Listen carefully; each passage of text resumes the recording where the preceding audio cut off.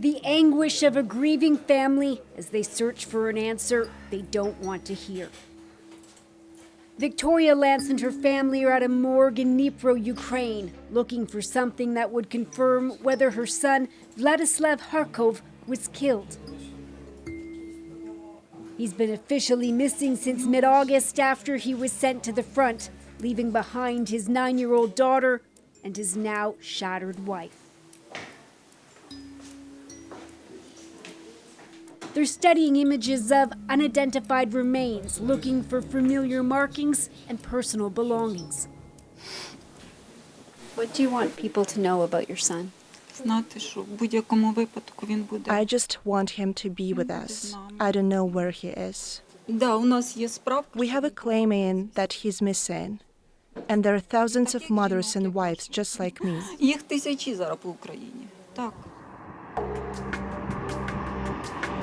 Her 31-year-old son worked as a contractor in a village in central Ukraine. That was until he was conscripted after being stopped by officers at this train station.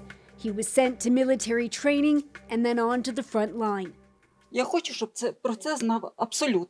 the whole world to know about this. Why take our ordinary children?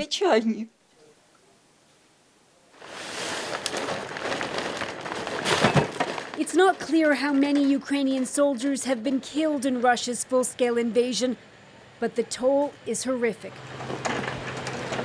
Last year, Kyiv said more than 40,000 soldiers were killed. Another 60,000 Ukrainians are listed as missing. Most of them were serving in the military. The morgues in Dnipro are some of the busiest in the country. Every day, more vehicles come carrying body bags, and identifying the dead is grim, painstaking work.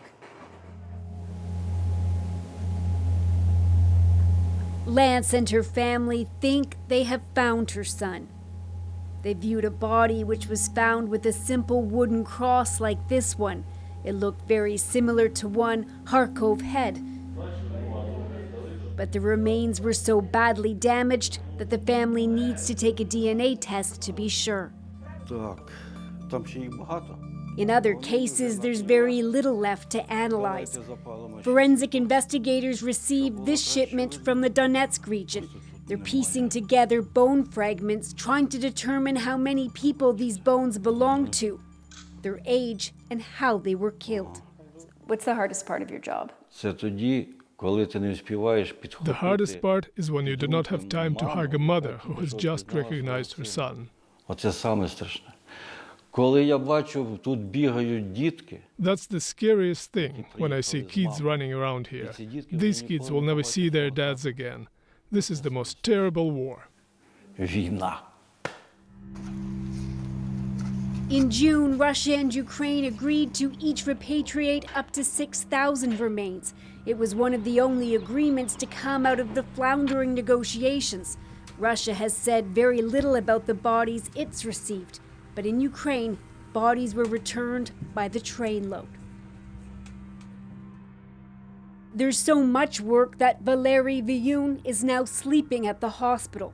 At night, he lies awake and hears the hum of the refrigerated trucks and the cries of families once they see the remains of their loved ones. What goes through your mind when you realize that you may never be able to identify them? Everyone has the right to a decent life, and everyone has the right to a dignified death. We don't want to allow a person to be buried without his name. But many are. This is a new section of a cemetery in Dnipro. All these wooden crosses read, "Here lies a soldier who's been temporarily unidentified." They bury the bodies because there's not enough room in the morgue. Others sit in cold storage because even though investigators have made a positive identification, some families just don't want to accept it. They just don't want to believe that they will never see their child again. They want to believe he's in captivity.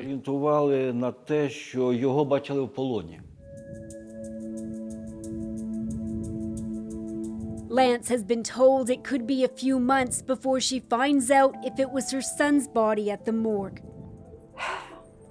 Is it him? I hope that it was a mistake and was just a terrible dream.